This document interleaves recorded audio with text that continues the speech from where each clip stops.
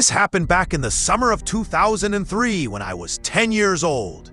Me parents worked a lot, and me older sister was away at camp, so I spent most of me days alone in our quiet house in suburban Ohio. It was the kind of neighborhood where the biggest event was the weekly ice cream truck. That summer was especially boring. I remember one particular afternoon, the air conditioning was broken, and I was lying on the living room floor, trying to read a tattered comic book. I was completely alone, perfectly safe, and incredibly bored. But that boredom was about to be shattered by a terror that only a child's imagination, or something far worse, could conjure. The quiet was so thick, I could hear the clock ticking in the hallway. Then, a sound. It wasn't loud, but it was distinct. Tap, tap, tap. It was coming from the front window. I froze, thinking it was a bird. But the taps were too rhythmic, too deliberate. They stopped. A few seconds later, they started again. This time, sounding like a fingernail gently scraping the glass.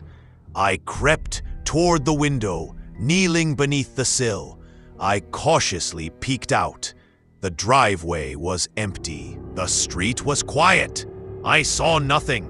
But then, I noticed a very small, sticky handprint on the bottom corner of the glass, too high up for a toddler and too low for an adult. I panicked and ran, not upstairs, but to the kitchen, where the heavy wooden door to the basement was. I knew this door was always kept locked because the basement was unfinished and full of storage. I quickly double-checked the deadbolt. Locked. As I started to retreat, I heard a sound from behind the door. It wasn't a thump. It was a light, high-pitched giggle.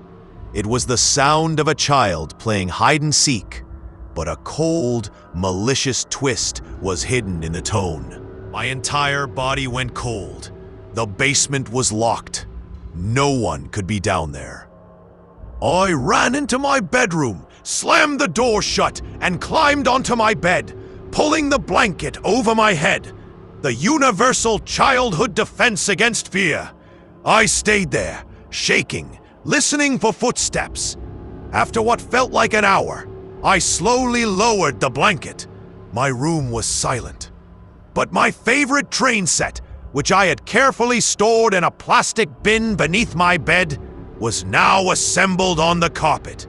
It wasn't just pulled out. The tracks were neatly laid, and the little plastic houses were set up. I hadn't touched that set in months. I climbed off the bed, me legs wobbly. I looked at the train set, dread pooling in me stomach. The air in the room now smelled faintly of old wax crayons, a smell I hadn't associated with me room since kindergarten. I looked over at me desk, where a small piece of printer paper was pinned under a lamp. On it was a crude drawing, done in red crayon. It was a picture of a stick figure of me, asleep in me bed, and in the bottom corner, a tall, thin stick figure was drawn, standing silently beside the bed. I needed to wash the clammy sweat off my face. I stumbled into the attached bathroom and splashed cold water on myself. I looked up at the mirror. My reflection was pale and terrified. And then I saw it. On the back wall of the shower stall, written in fresh condensation, was a single handwritten word, play. My stomach twisted. The condensation could only have come from a recent hot shower, but I hadn't taken one. Someone had been in my room, in my bathroom, minutes before I walked in. I knew I had to get out of the house. I ran back to the bedroom door, planning to use the hall and run out the back. But as I grabbed the doorknob, I noticed the thin, brass latch on the inside of the door. The one I had pushed shut for security was now missing. Not broken, but cleanly unscrewed. All 4 tiny screws were lying neatly stacked on the carpet beneath the door. The intruder had disabled my lock from the inside and was now playing with me. I scrambled back onto the bed. I had nowhere else to go. I looked down, searching for any sign of movement. And then I remembered. The train set was gone from the floor. But as I looked under the bed, where the storage bin used to be, I saw two things. The empty plastic bin, and right next to it, partially obscured by the bed skirt, was a pair of small, muddy shoes standing perfectly still. They were facing toward the door. They weren't mine. I slowly raised my head, me eyes fixed on the empty space where the floor meets the bed. I heard a muffled creak from the closet. I turned me head. The closet door was slightly ajar. I stared at the gap.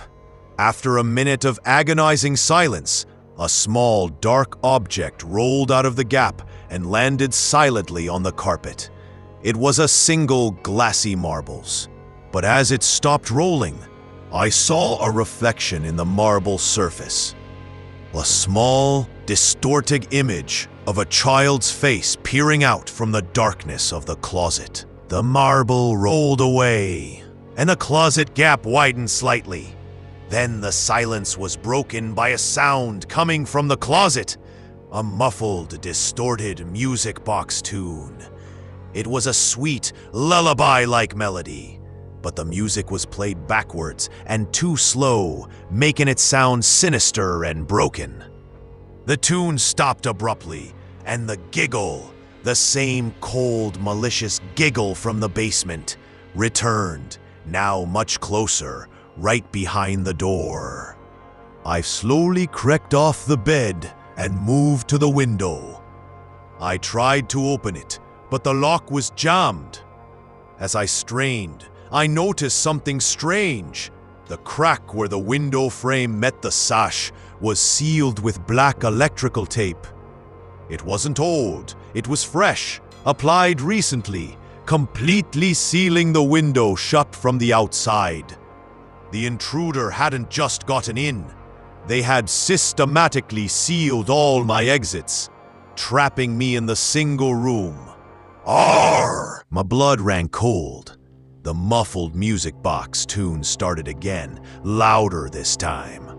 I looked back at the main bedroom door. It was still shut, but the floorboards right outside the door, visible in the gap beneath the door, bent downward slightly, as if a heavy weight was now standing on the exact spot.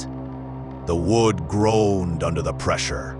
Then a single deliberate sound, the soft, wet sound of a small, muddy shoe taking one slow step toward the door. I screamed and backed up against the wall. The sound of the music box stopped. The weight outside the door vanished. Silence. I looked over at the desk where the first drawing was. I hadn't moved the piece of paper, but there was a second drawing now, drawn with a black marker on top of the red crayon drawing.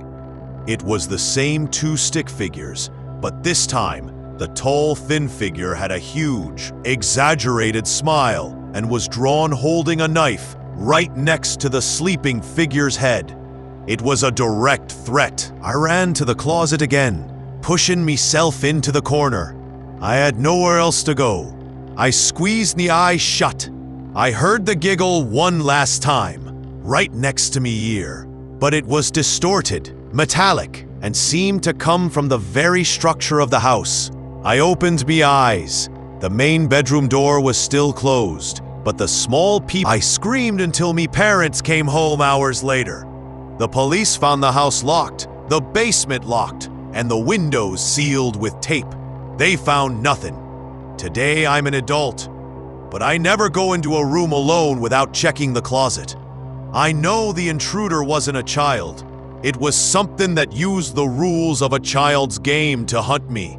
And sometimes, when I'm alone in a quiet room, I still hear the faint, high-pitched, metallic giggle, reminding me that the Playmate is still out there, waiting for me to forget the rules.